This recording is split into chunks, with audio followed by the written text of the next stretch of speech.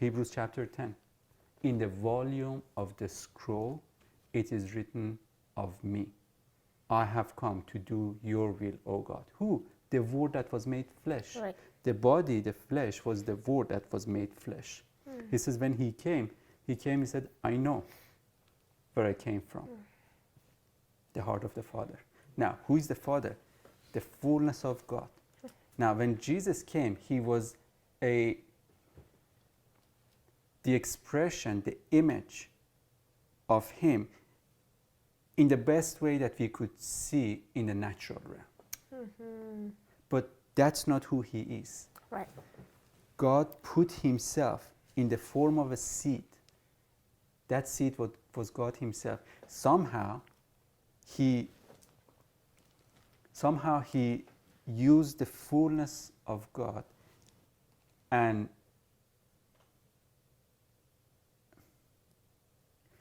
put it in a seed and came to Mary and he said, I'm going to put this seed in you. I need no help from you. So it was not a conception between God and man. No. That seed itself grew. Mary was just a container. God with us. She was not pregnant with God. God came inside of her. That seed itself grew.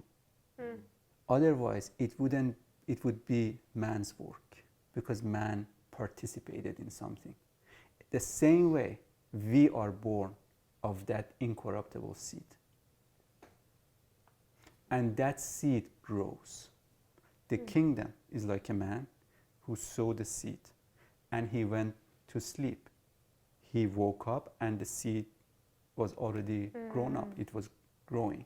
So now when that happened, one day that seed grew enough to come out of woman.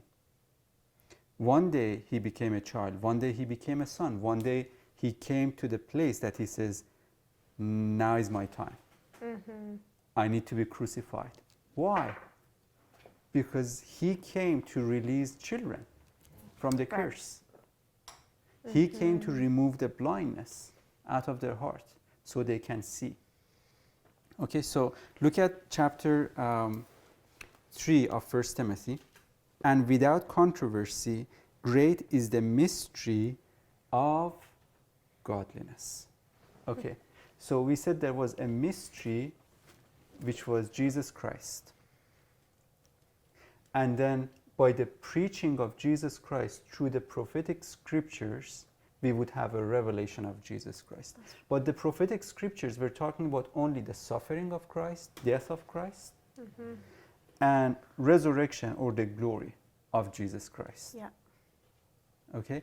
So, and then he says, this prophetic word was a mystery because it was talking about Jesus Christ.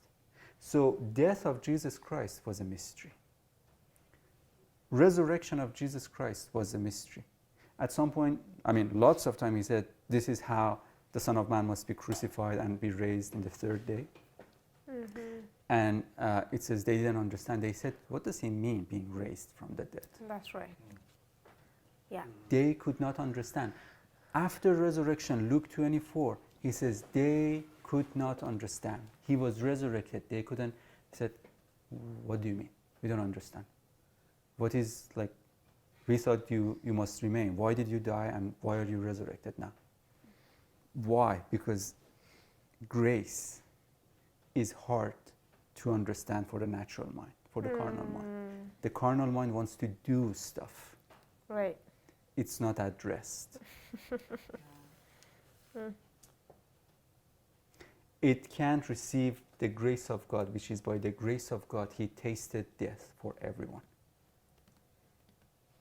So if his death was a grace for us, then revelation of his death brings grace to us. That's right. So if you have a revelation of his death, you're having a revelation of Jesus Christ. If you have a revelation of resurrection, you will have another. There is another grace that comes to you. Okay? So now, then this mystery of Jesus Christ was about a suffering and a resurrection. But the mystery of godliness is the same thing. Look at verse 16. And without controversy, great is the mystery of godliness. Why does he say without controversy?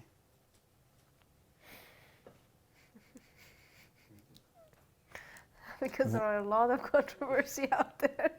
Because people were constantly rejecting. Yeah. They were waiting for Yahweh to send a Messiah according to what they knew. Yeah. And they couldn't believe. All the scriptures were not about destruction of human being. It was about one man taking all of that so he can bring That's rest right. to mankind. Mm-hmm. God was manifested in flesh. Right? God was manifested in flesh. So it was not the Son of God manifested in flesh. It was not the Spirit of God manifested in flesh.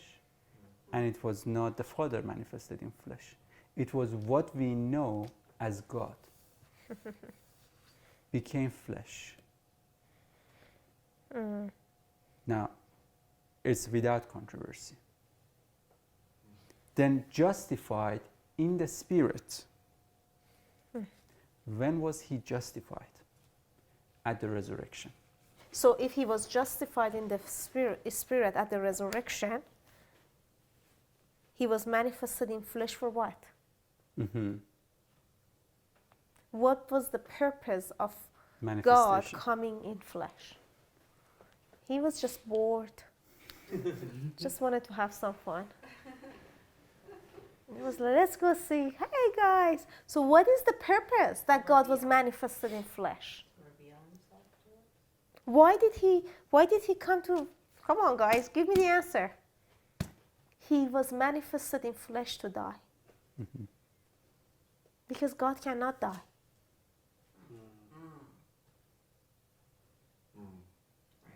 He was manifested in flesh to be able to die. Yeah. So here, so God cannot die. So he had to be manifested in the flesh, take the image of children and take upon himself what was killing the children and die. So the reason he was manifested in flesh, it was to go on the cross and die. Jesus said, for this purpose I have come, to die. So in this, so he said that for this purpose I came. So he was born to die. His resurrection happens because he died. He was born because he was born to die.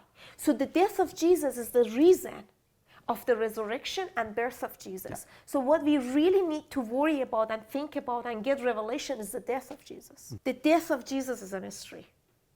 God, here's a mystery of godliness. God was manifested to die. In flesh. He came in flesh to die. So for this purpose he was born to die. Yeah. And the reason he's resurrected is because he died. So the death of Jesus is very important. It's the center of a Christian life. We need to to hold on to the death of Jesus, because Paul says the reason people among you are sick, they are weak, and they die because you don't understand the death of Jesus. Not the resurrection, the death. If we really, truly get to understand the death of Jesus, his resurrection, for our inheritance, it's the automatic result. Because then you realize, okay, this is, it's like there is a law of gravity and I throw this and it falls and you go, how did this fall? And I go, if it doesn't fall, it's weird. Yeah. So there is a law of the life, a spirit of life that came in the resurrection of Jesus. If you don't get it, it's weird. Yeah. If we don't get immortality, it's weird. I don't know, like, if we don't have immortality, it's weird. It's like throwing this and this thing doesn't fall. Because there is a law that came into existence because of the death of Jesus. So life as our inheritance, it gotta happen.